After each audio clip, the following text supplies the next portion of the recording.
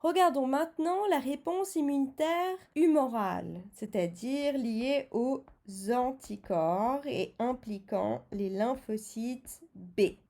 Comment nos lymphocytes B vont être activés pour produire des anticorps? Rappelez-vous, les lymphocytes B immunocompétents mais naïfs se trouvent dans les nœuds lymphatiques, dans les ganglions lymphatiques ou dans la rate, en attente de la rencontre d'un antigène. Lorsqu'un antigène se lie à ces récepteurs BCR, le lymphocyte B est activé. Seule une toute petite proportion des lymphocytes B seront activés par la présence d'un pathogène. Tous les autres resteront des lymphocytes B naïfs. C'est ce qu'on appelle la sélection clonale. Cette sélection clonale est suivie d'une amplification clonale. Le lymphocyte B activé se divise par mitose de nombreuses fois pour produire une quantité de clones. Tous ces lymphocytes exprimeront donc le même récepteur BCR à la surface de leurs cellules.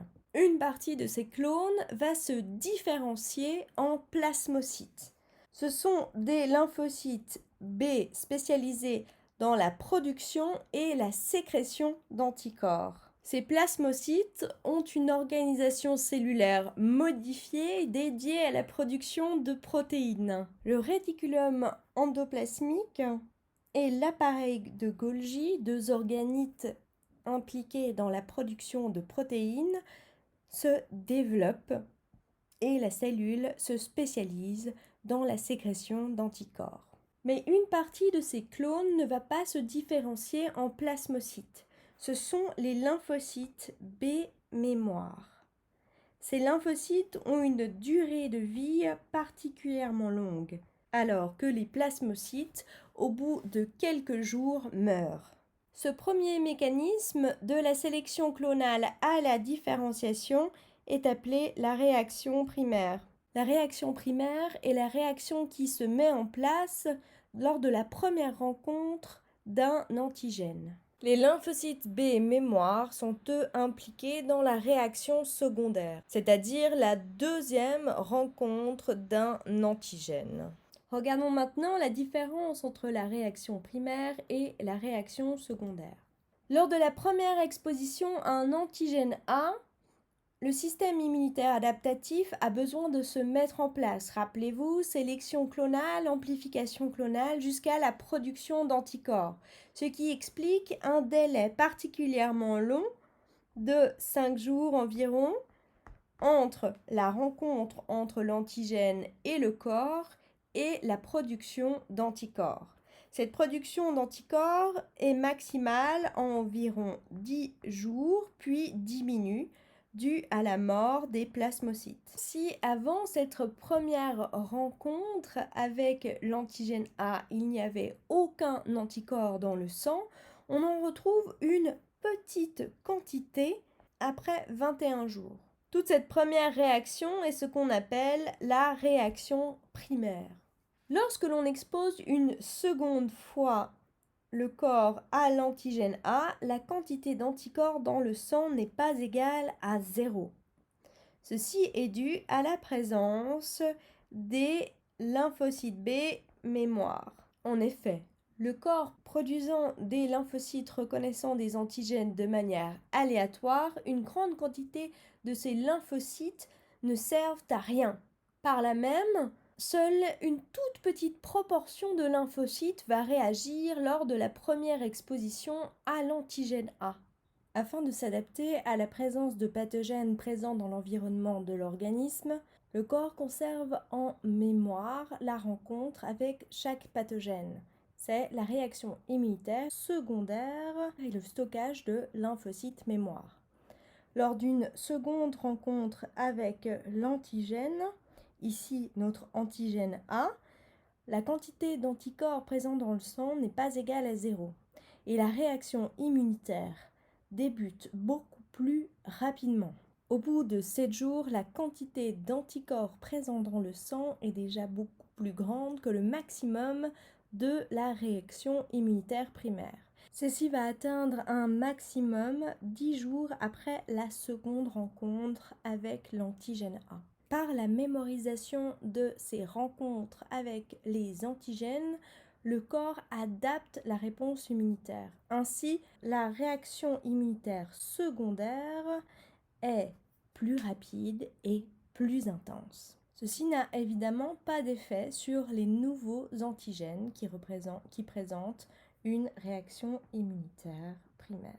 Cette capacité du système immunitaire à mémoriser sa première rencontre avec un pathogène et donc de se préparer à une seconde rencontre est essentielle dans la lutte contre le coronavirus. Comme vous le savez, il existe deux types de tests. Le premier est un test virologique. Ce que l'on recherche dans ces tests, c'est la présence du virus.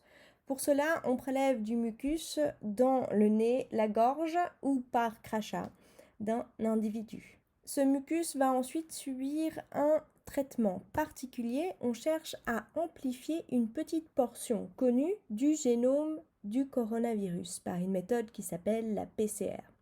Il est essentiel d'amplifier ce génome car les quantités présentes peuvent être trop infimes pour être visualisées, pour être reconnues par les méthodes que nous avons actuellement. Après cette méthode d'amplification d'une petite portion du génome viral, on va marquer cette portion de génome. Je vous montre à quoi cela ressemble. Vous avez ici un gel présentant les résultats d'une PCR.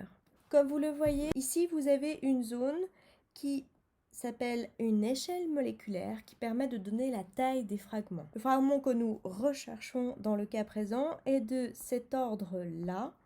Et vous voyez ici que nous avons deux tests positifs présentant une portion d'ADN du virus, révélant donc la présence d'un virus, et un individu négatif qui ne présente pas cette portion virale. Le but de ce test est de rechercher la présence du virus. Il n'est positif que lors de l'infection. Si le corps a déjà combattu le virus, on ne devrait plus le retrouver et ce test ne nous permet pas de montrer qu'il y a eu infection, seulement que l'infection est en cours ou que nous sommes dans le cas de porteurs sains. Si ces tests sont importants maintenant, ils le seront d'autant plus lors du déconfinement. En effet, le but est d'éviter une reprise de l'épidémie. Par conséquent, tester les personnes présentant des symptômes permet d'isoler les personnes infectées afin de limiter la propagation du virus. Il existe un autre type de test dont on parle beaucoup actuellement, ce sont les tests sérologiques, des tests faits sur le sang des individus. Après un prélèvement de sang, on va cette fois rechercher la présence d'anticorps reconnaissant le coronavirus. En raison de la mémoire du système immunitaire, nous l'avons vu tout à l'heure, les lymphocytes B mémoire, mais il existe aussi des lymphocytes T mémoire, le test va rester positif même si l'infection est passée. En effet, il reste toujours une petite proportion d'anticorps dans le sang, même lorsque l'agent infectieux a été éliminé par le système immunitaire. La personne est alors appelée immunisée. Son système immunitaire va réagir de façon tellement plus radicale et plus rapide à la nouvelle rencontre du virus que l'individu ne développera pas la maladie. Cette immunité, théoriquement, devrait durer plusieurs années. C'est tout le principe des vaccins que nous verrons dans un autre cours.